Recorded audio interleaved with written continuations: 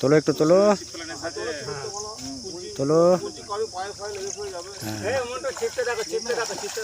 হ্যাঁ, টেস্টিং হচ্ছে। মোহাম্মদ এসছে বর্ধমান থেকে, আরেকটা শিকারি এসেছেন, টেস্টিং চলছে।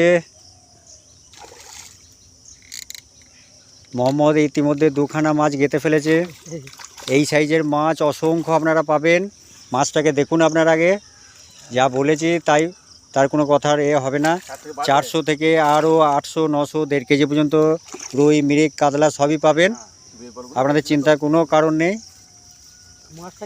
দেখুন, বিনা চারি বলতে গেলে আমরা ধরছি, আমরা টেস্টিং করতে এসেছি, সিট ঠিকঠাক করতে এসেছি, দাগ দিতে এসেছি। এই দেখুন, এই সাইজের মাছগুলো অসংখ্য পাবেন। জালে মাছগুলোকে একটু দেখাচ্ছি, দেখে নিন। সব বীরবল রুই বিভিন্ন সাইজের মাছ আছে, দেখে নিন। দেখুন, যে জীবনে কোনোদিন ছিপ ধরেনি সেও মাছ তুলে ফেললো। বর্ধমান থেকে এসেছে, তা ভাইয়ের মুখ দেখিয়ে দিচ্ছি, মোহাম্মদের মুখ দেখিয়ে দিচ্ছি। এদেরকে আপনারা সবাই চেনেন, বর্ধমান পার্টি।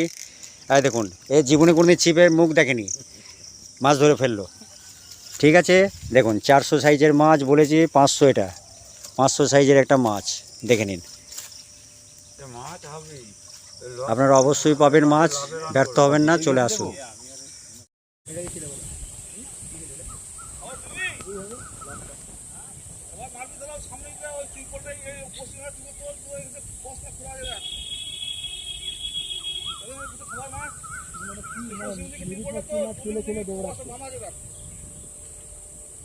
মাছ ধরবেন নাকি?